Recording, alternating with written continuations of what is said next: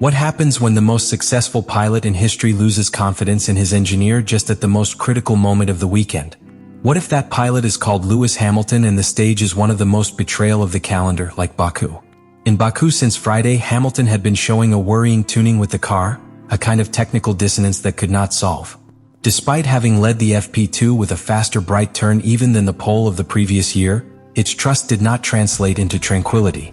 That return, achieved with middle tires, was ignored by Ferrari strategists, who bet on the soft C6 in the classification, looking for a marginal improvement in time per return.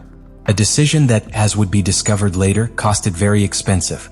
The choice of tires was not a simple technical disagreement, it was the first serious symptom of a lack of internal listening. Hamilton, with all his experience, had warned of progressive overheating that he noticed during his long batches in conditions similar to those that would be classified.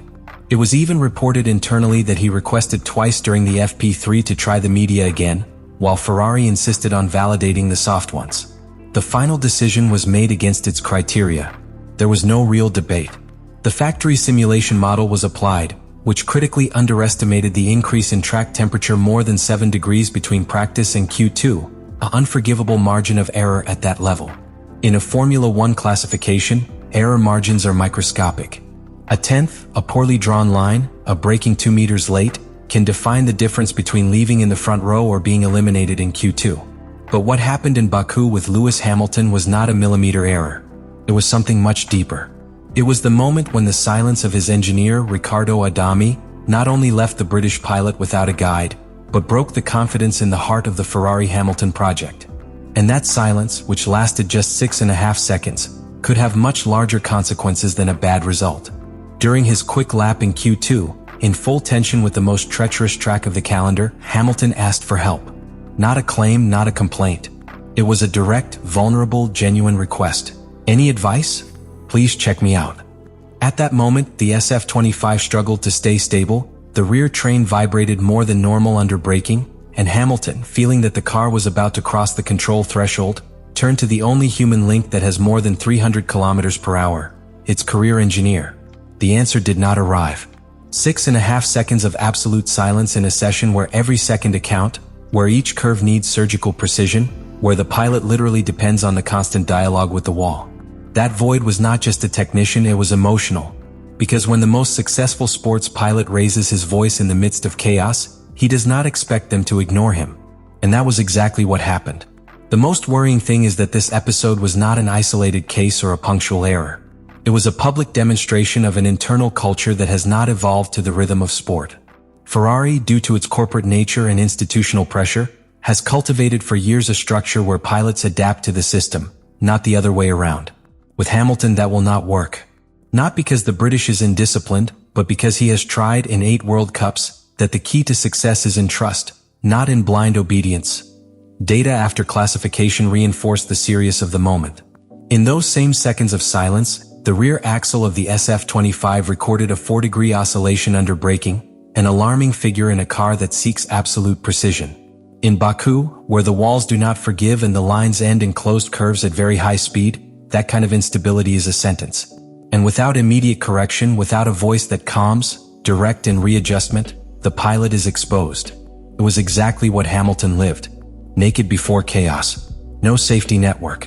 This point marks a before and after. Because it is not just that the car did not work, or that the tire strategy was wrong. It is that at the time of greatest vulnerability, the wall failed.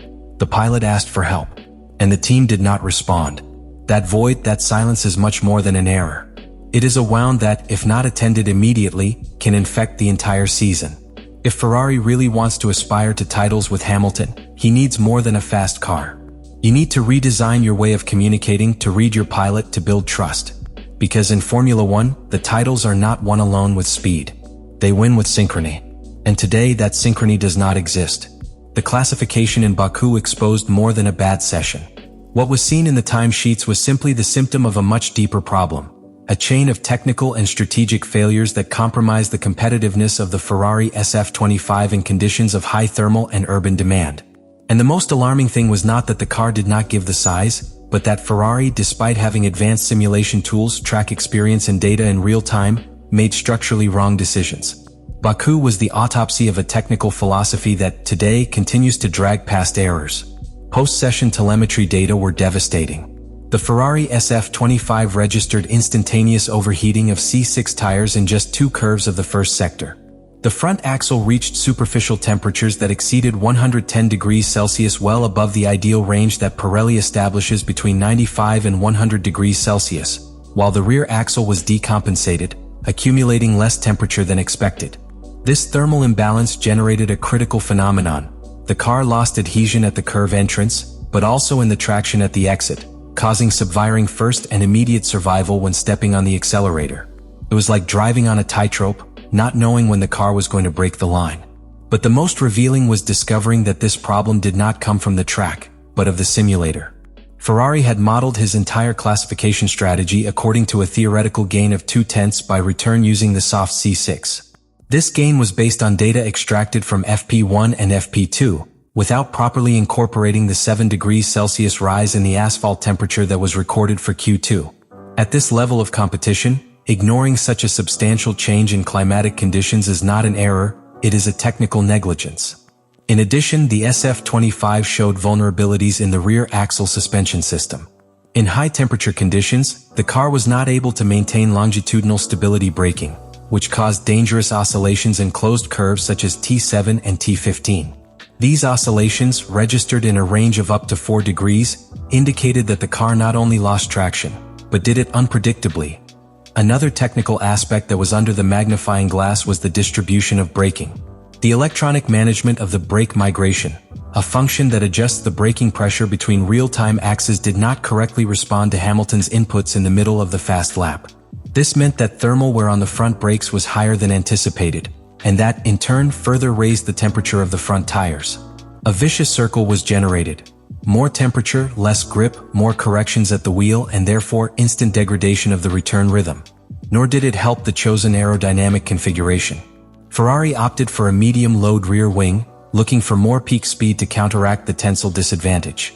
But in a circuit like Baku, with intense braking areas and rapid management changes, that aerodynamic commitment was counterproductive.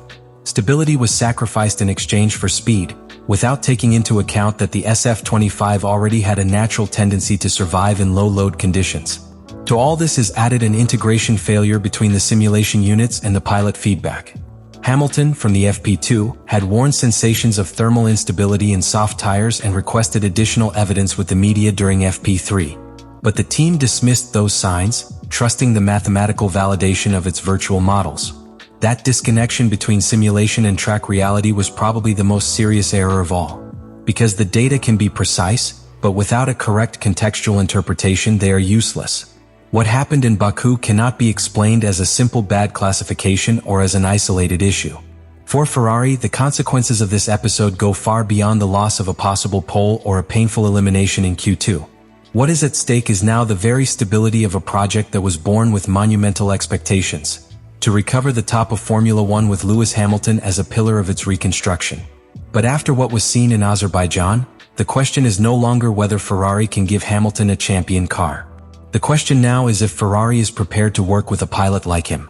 In this context, one of the most delicate themes is Riccardo Adami's continuity as Hamilton's career engineer.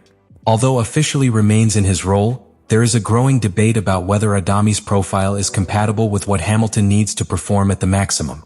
And this is not a minor matter. The career engineer is not just a technical figure. It is, during the weekends of Grand Prix, the filter between the pilot and the rest of the team. It is the one who interprets, calms, reacts, and ultimately executes together the pilot under extreme pressure. If that relationship erodes, there is no software, neither aerodynamics, nor engine that can compensate for it. The case of Baku is a turning point, because it put on the table, without filters, the organizational deficiencies of a team that continues to operate as if the races were won alone with engine and chassis. At present, Formula One is defined by the ability to process information, respond in real time, and align all decision layers towards a millimeter execution. What Ferrari in front of the next big prizes is not just the need for a faster car. It is the urgency of demonstrating that it can evolve culturally, that you can listen, learn, and adapt. Because Hamilton, despite his age, is still one of the most valuable assets of paddock. Its level of demand is the result of a career built on excellence, not on promises. And if Ferrari does not transform quickly, it will not be about whether they can win a championship together. It will be about whether they can even end this season without destroying what is just beginning to be built. That's why Baku is not a simple stumbling block. It is a symbol. It is the early warning that it will not be enough to paint the red car and put the 7-time champion in the seat to return to the top. It takes much more. A different Ferrari is needed. What do you think? Let me in the comments think.